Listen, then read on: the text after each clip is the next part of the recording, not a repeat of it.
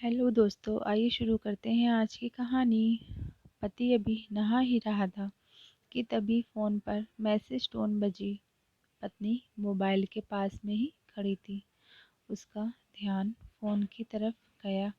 उसने सहज ही फ़ोन उठाकर मैसेज पढ़ा। ही गुड मॉर्निंग डियर। किसी बेबी का मैसेज था। पत्नी सोच में पड़ जाती है कि अब यह बेबी कौन है। तब तक पति भी नहाकर बाहर आ चुका है। पत्नी उसे किसी बेबी का मैसेज आया है बताती है। पति मुस्कुरा देता है, फ़ोन उठाकर मैसेज का रिप्लाई करता है, ही बेबी हाउ आर यू, और अपने काम में लग जाता है। इस रिप्लाई को भी पढ़ती है। अब हर पल पत्नी के दिमाग में यही विचार कौंधता रहता है कि यह बेबी कौन है। शाम को पति घर आता है। पत्नी उससे पूछती है, यह बेबी कौन है। पति जवाब में सिर्फ मुस्कुरा देता है और फिर से अपने काम में लग जाता है। 2-3 दिन बीत जाते हैं।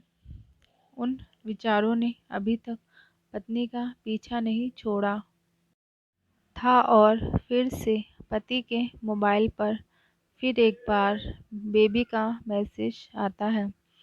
आज तो मिलोगे कि नहीं, तुम्हारी बहुत याद आ रही है। इस मैसेज ने आग में घी का काम किया। पत्नी का शक और भी ज़्यादा पक्का हो गया।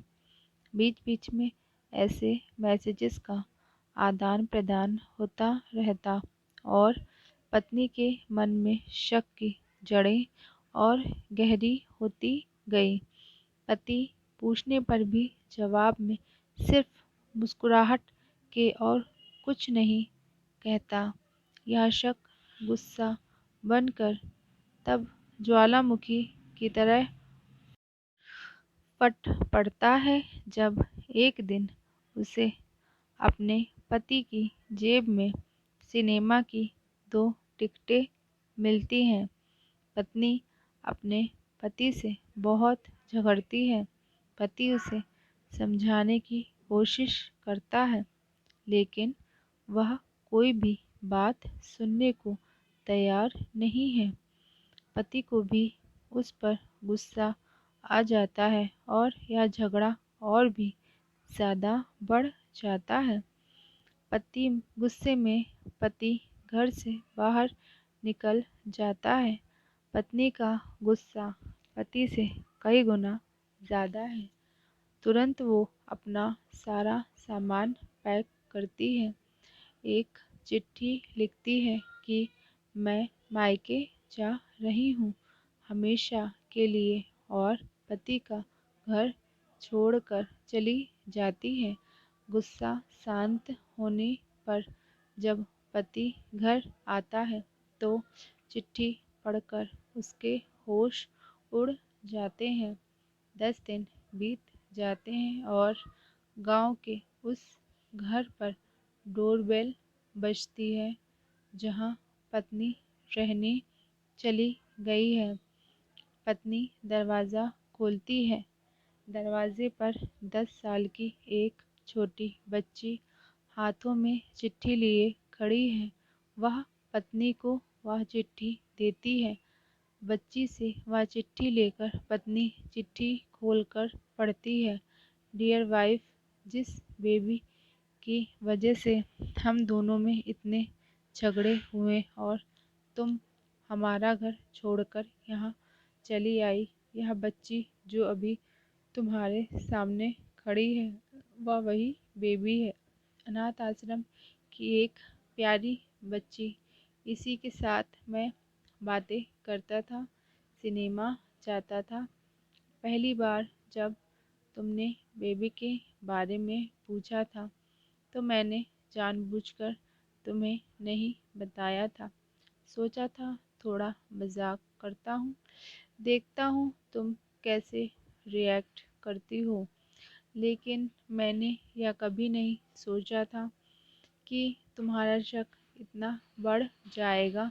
कि तुम घर ही छोड़ दोगी। हाँ, सबसे ज़रूरी बात, यह तो बेबी है, वह किसी और की नहीं बल्कि तुम्हारी ही बेटी है। रुको, अपने आप को संभालो और आगे की बात ध्यान से पढ़ो।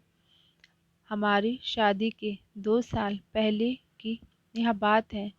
तुम अपने कॉलेज के लास्ट ईयर में थी। तुम्हारे प्रोफेसर ने नोट्स लेने के बहाने तुम्हें बुलाया था और तुम्हें चाय में इन नशीली दवा को खिलाकर ना करने वाला काम किया था। इसमें तुम्हारी कोई गलती नहीं थी, लेकिन कुदरत ने अपना काम किया और तुम्हारे पेट में इस बेबी को डाल दिया। काफ़ी प्रयास करने पर भी अबॉर्शन नहीं हुआ, तो तुम्हारे घर वालों ने समाज के डर से तुम्हें 6 महीने तक घर में ही रखा।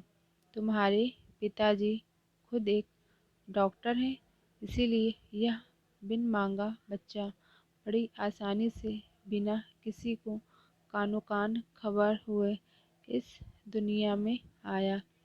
भविष्य में तुम्हारी शादीशुदा ज़िंदगी में कोई प्रॉब्लम ना हो, इसीलिए तुम्हारे पिता ने इस बच्चे को गांव के एक अनाथ आश्रम में छोड़ दिया। यह बच्चा मतलब यही बेबी जो अभी तुम्हारे सामने खड़ी है। अगर अभी भी विश्वास नहीं हो रहा है तो इस बच्ची के गाल का वो तिल देख लो जो शायद तुमने उसे आखिरी बार रोते हुए देखा होगा, या फिर अपने पिताजी से पूछ लो। पत्नी जल्दी से उस बच्ची को पास में लेकर उसके गालों का तिल देखती है। उसका मन भर आता है, उसकी आंखों में आंसू आ जाते हैं, लेकिन अभी भी चिट्ठी बाकी है, इसीलिए वह आगे बढ़ती है। मुझे पता है अभी भी तुम्हारे मन में यह सवाल उठ रहा होगा, यह सब मुझे कैसे पता। तुम्हें बता दूं कि यह सब तुम्हारे खुद के पिता ने ही अपने मन में उठ रहे पश्चाताप को शांत करने के लिए शादी के 1 महीने पहले मुझसे मिलकर सारी बात मुझे बताई थी। उन्होंने यह भी कहा था अगर मैं चाहूँ तो शादी से इनकार कर सकता हूँ। मैंने तो स्वीकार किया क्योंकि इस पूरी घटना में तुम्हारी कोई भी गलती नहीं थी और हमारी शादी हो गई। तुमने मुझे बहुत प्यार दिया, लेकिन तुम्हारे पिताजी से बेबी के बारे में जानने के बाद मैं उसे मिलने बिना नहीं रह पाया। मैं बीच-बीच में उससे मिलता था। उससे मिलना, उसके साथ समय बिताना मुझे अच्छा लगता था।